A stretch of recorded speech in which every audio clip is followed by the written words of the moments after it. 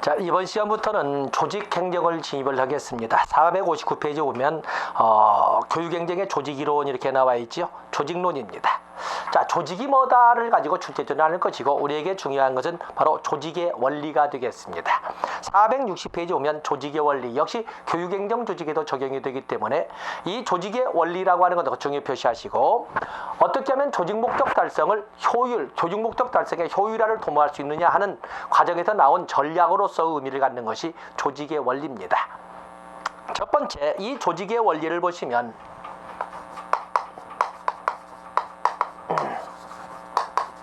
조직의 원리를 보시면 분업의 원리. 이 분업의 원리라고 하는 것은 분업의 원리는 업무를 조직 목적 달성의 효율성을 도모하기 위해서는 업무를 기능별, 성질별로 나누어서 분담시켜야 된다. 그래서 기능의 원리 또는 전문화의 원리라고 합니다. 전문화의 원리. 왜냐하면 기능별, 성질별로 업무를 할 때 수평적 세분화의 개념을 갖는 것이 분업의 원리가 되겠어요. 다음에 계층제의 원리. 조직이라고 하는 것은 교육행정 조직을 포함한 모든 계층은 업무를 권한과 책임의 크기에 따라서 책임의 크기에 따라 상하로 구분짓게 되는데 그렇기 때문에 이것을 우리는 수직적 세분화라고 이렇게 표현할 수가 있습니다. 바로 이 계층제의 근거에 내리는 일사불란한 지시하명으로 내려오는 것을 명령통일의 원리.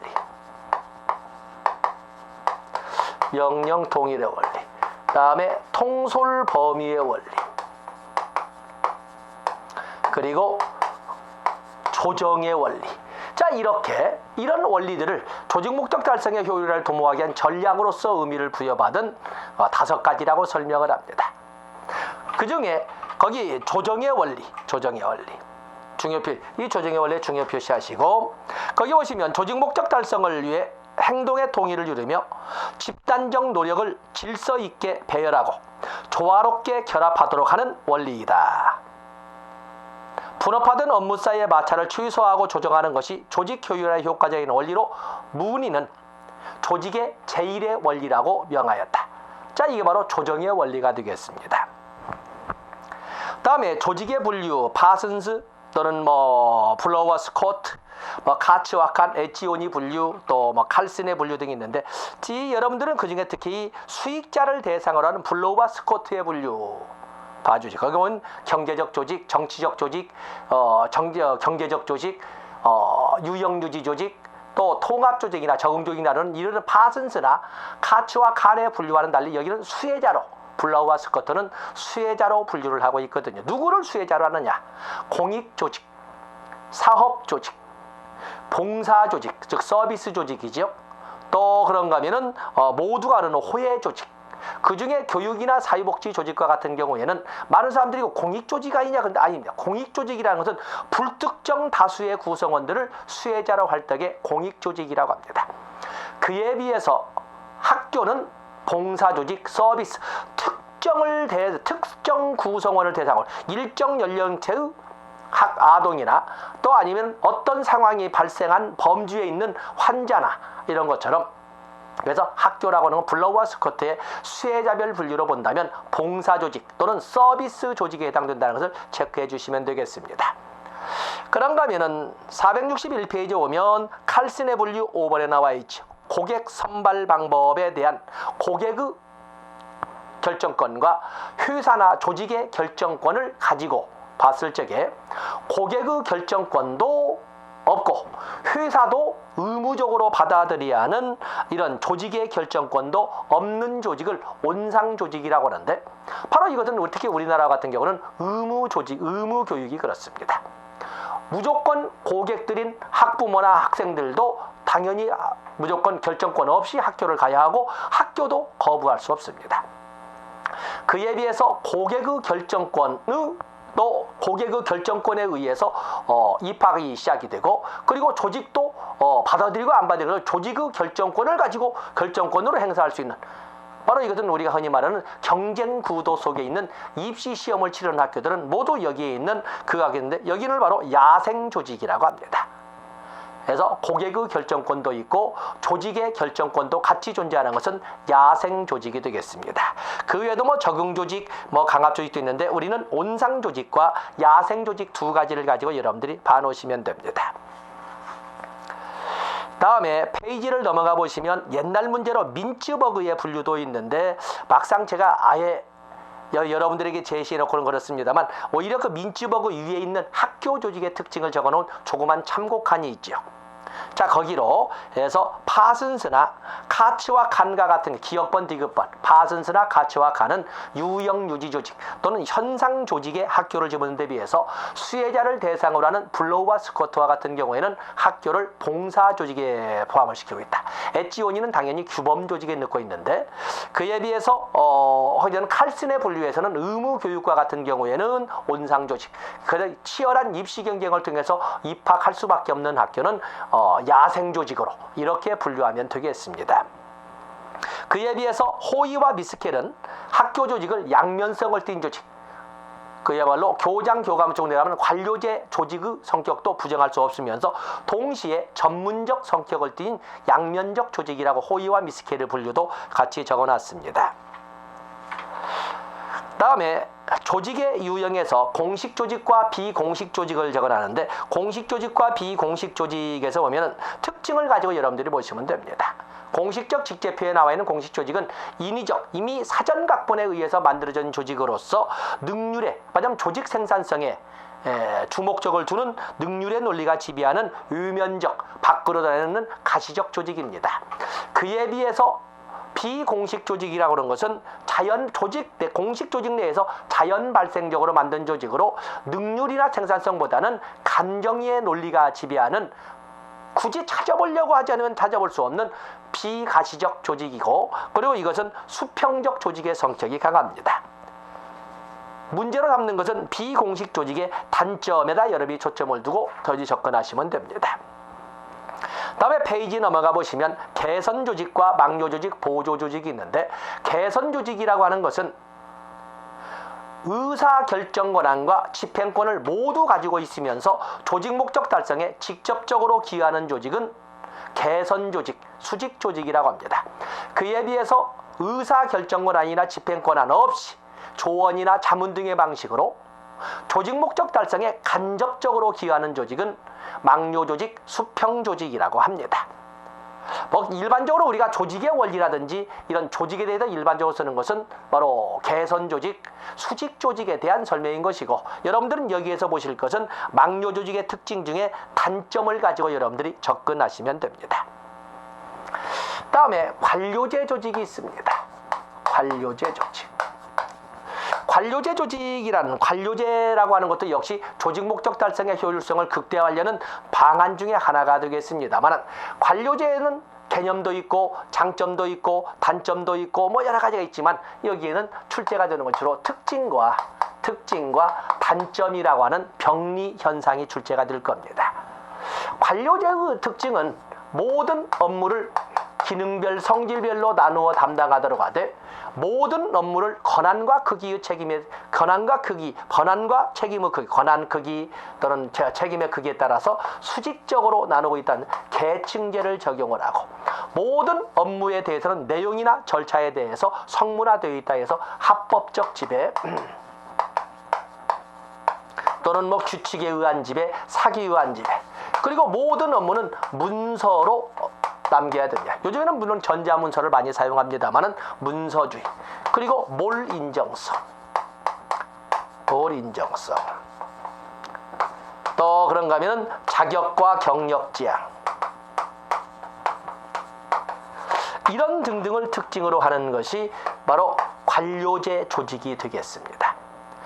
관료제 조직은 이처럼 업무를 기능별, 성질별로 하다 보니까 업무의 전문성이 대단히 높고, 또 그런가 하면 권한과 책임의 크기에 따라 수직적으로 업무를 나누다 보니까 책임의 한계가 명확하고, 또 합법적 지위 때문에 객관적, 말하자면 클라이언트들인 민원인들의 예측 가능성이나 이런 업무 집행의 객관성이 확보될 수가 있고, 그리고 평등, 몰 인정성으로 평등을 구현할 수가 있고, 이런 여러 장점이 있습니다만, 그래도 오늘날에도 아무 단점이 많다기도 이 관료제를 다 쓰고 있습니다만, 어떠한 문제점, 병리 현상이 있을까?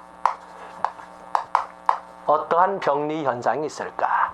이 병리 현상에서는 할거주의, 훈련된 무능이라고 그러죠. 훈련된 무능. 또 그런가 하면 여기에서 볼 수 있는 할거주의나 또 형식주의, 지나친 문서주의라는 형식주의, 또 지나친 문서로 인한 목표와 수단의 전도현상, 또 그런가 하면 몰 인정성으로 인하는 인간성 메모리나 인간소외, 또 뭐 비밀주의, 또는 뭐 무사안일, 철밥통이라는 무사안일, 이런 등등의 문제점도 찾아볼 수 있다는 것을 정리를 해놨습니다. 그래서 여러분들 그 관료제 조직 보면 특징 보시면서 465페이지에 보시면은 거기에 단점, 병리 현상을 만들어 놨습니다. 그러면서 이 관료제를 학교 관료제, 아까 호의와 미스케리 하는 것처럼 학교라고 하는 것은 관료제적 성격을 지닌 조직인 존시에 전문적 성격을 가진 조직이라고 해서 양면적 성격이라고 설명을 했지요. 그런 것처럼 학교 관료제도 이렇게 쭉 썼습니다. 특징, 분업, 전문화, 몰인정성, 권위의 계층제죠. 규칙과 규정, 경력 지향성은 어느 한쪽 장점만, 단점만 보는 것이 아니라 장단점을 모두 살펴보다 해서 정리를 했습니다. 다음에 에두오크라시와 매트리스 조직이 있는데 시험 전에나 보시고, 자, 여러분들은 468페이지 보면 학교 조직의 특징을 보세요. 학교 조직의 특징. 우리가 학교 조직의 특징에서 보조자료 조직의 유형으로 462페이지에서 칸으로 봤었지요. 현상 유지 조직이다. 또 플로와 스쿼트 같은 것은 봉사 조직, 즉 서비스 조직이다. 또 규범적 조직이다. 의무 교육이라고 한다면 칼신에 분류하면 온상 조직이지만 경쟁 구도 속에 있는 학교와 같은 경우는 야생 조직으로 분류할 수가 있다. 이런 것들 우리가 봤습니다. 자, 거기 468페이지에 보시면 학교 조직의 특징, 호의와 미스케리 말한 것처럼 학교 조직은 관료제적 성격도 가지고 있고 전문적 성격도 같이 가지고 있다. 자, 아래 작은 글씨는 안 보더라도 자, 거기 줄쳐 놓으시고. 다음에 학교 조직은 조직화된 무질서를 특징으로 한다. 조직화된, 학교마다 목표가 애매모호하고, 또 선생님마다, 과목마다, 학년마다 어떠한 교수 학습 기술이 전부 다릅니다. 그렇기 때문에 불분명한 과학적 기법, 또 구성원들의 유동성, 자, 이런 걸로 볼 적에 학교라고 하는 조직은 조직화된 무질서를 특징으로 한다라고 이렇게 적어볼 수가 있습니다.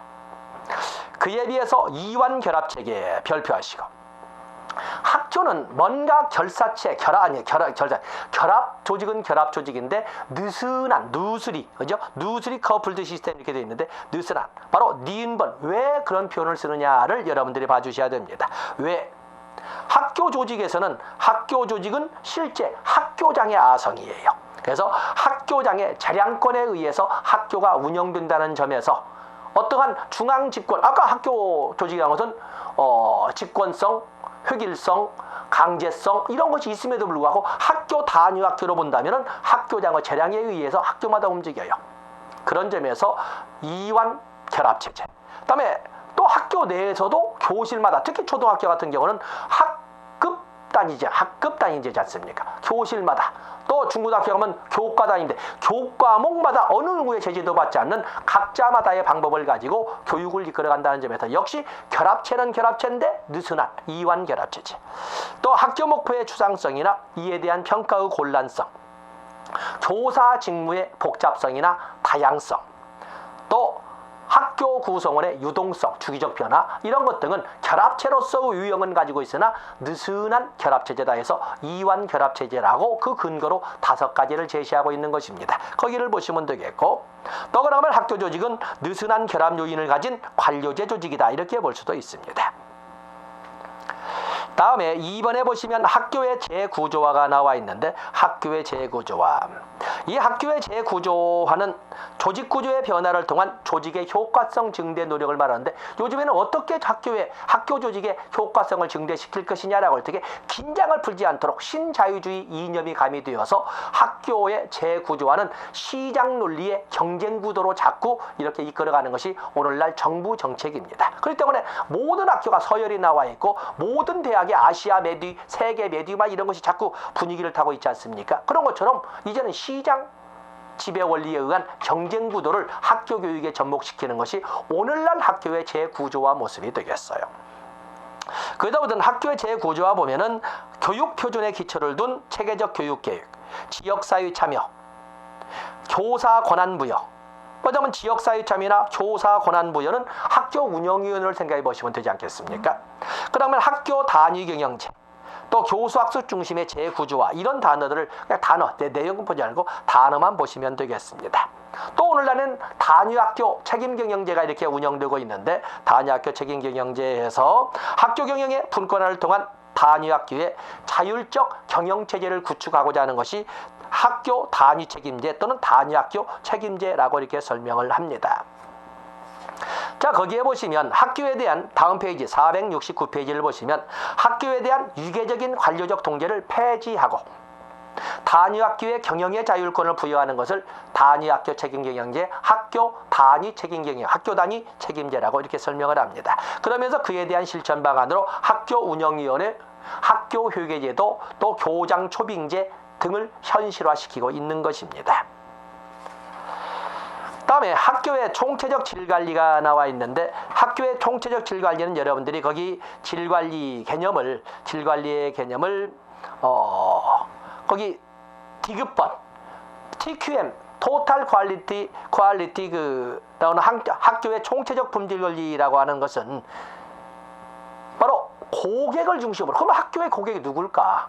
학교의 고객이 모든 학교라고 하는 조직에서 제공하는 서비스의 품질을 고객을 중심으로 하여 평가하고 끊임없는 학습 과정, 즉 평가 및 피드백을 통해서 업그레이드 시켜가는 관리 전략을 TQM이라고 합니다. 그러면 학교의 고객이 누구겠어요? 물론 직접적으로는 학습자지만 학습자를 보내는 학부모들도 있거든요. 또 지역사회도 있습니다. 이런 학교의 고객 중심으로 학교 조직이 제공하는 서비스의 품질을 끊임없는 학습 과정, 즉 끊임없는 평가 및 피드백 과정을 통해서 업그레이드 시켜가는 것을 학교의 TQM, 총체적 품질 경영, 총체적 품질 관리라고 합니다. 그 특징을 여러분들이 쭉 해서 읽어볼 수가 있는데, 거기 3번에 보시면 성공조건, 리더십, 종업원의 참여, 또 제품과 공정의 우수성. 이때 제품과 공정의 우수성의 유무를 판단하는 것은 바로 고객이라고 해서 리1번의 고객 중심. 핵심은 고객입니다. 고객. 거기다 보시면 되겠어요. 자, 이번에는 470페이지 학교 운영위원회. 우리가 몇 개 봐야 되겠지요? 학교 운영위원회. 학교 운영위원회는 초중등교육법에 규정이 되어 있는데, 초중등교육법. 자, 거기 보시면 학교 운영위원회, 학교 운영의 자율성을 높이고 지역의 실정과 특성에 맞는 다양한 교육을 창의적으로 실시할 수 있도록 하기 위해 국공사립의 초등학교, 중학교, 고등학교, 특수학교의 학교 운영위원회를 구성 운영하여야 된다. 국립, 공립, 사립, 초등학교, 중학교, 고등학교, 특수학교에는 반드시 학교 운영위원회를 두어야 합니다. 반드시 두어야 합니다. 그리고 학교 운영위원회 구성은, 여기는 국공립이라고 되어 있지만 사립에서도 여기는 대표자, 사립은 위원이라고 하거든요. 그렇기 때문에 대표라고든 위원이라고든 간에 결국에 학부모위원, 교원위원, 지역사회위원 또는 국공립 같으니까 학교 대표, 학부모 대표, 교원 대표, 지역사회 대표, 이렇게 지역사회 인사로 구성되어 있다. 그래서 3대 축으로 이루어진다는 걸 알아주시면 되겠습니다.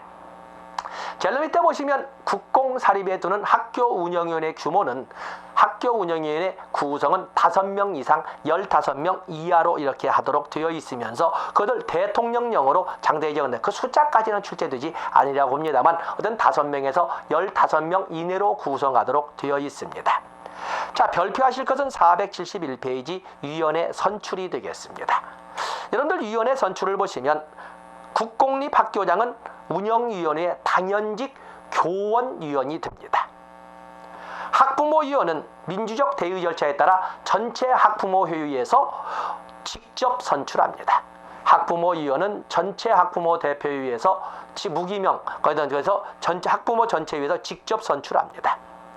그에 비해서 국공립의 학교장인 당연직 교원위원, 의회 교원위원은 교직원이 아니라 교원 중에서, 행정실에서는 뽑히지 않습니다. 교원 중에서 선출하되 교원의회가 아니라 전체위에서, 그렇죠? 그래서 교원위원은 교원 중에서 선출을 하되 교직원 전체위에서 무기명 투표로 선출을 합니다. 다음에 지역위원은 학부모위원, 교원위원의 추천을 받아서 학부모위원 및 교원위원이 무기명 투표로 선출을 합니다. 자, 이렇게 되게 위원 선출에 대해서 여러분들이 좀 촘촘히 봐주시면 되겠습니다. 다음에 학교운영위원회의 기능을 보시면 국공립과 사립은 다릅니다. 거기 471페이지 오면 국공립에 두는 학교운영위원회는 다음 사항을 뭐한다? 심의한다. 그래서 국공립학교운영위원회는 심의기구가 되는 데 비해서 472페이지로 가서 보시면 2번 사립학교장은 국공립학교운영위원회 심의사항 중 공모교장의 공모와 초빙교사 추천을 제외한 사항에 대해서 학교운영위원회에 자문하여야 한다. 그렇죠? 학교운영위원회 자문하여야 한다. 그래서 여기 보면 자문기구로서 의미를 상당히 많이 가지고 있습니다.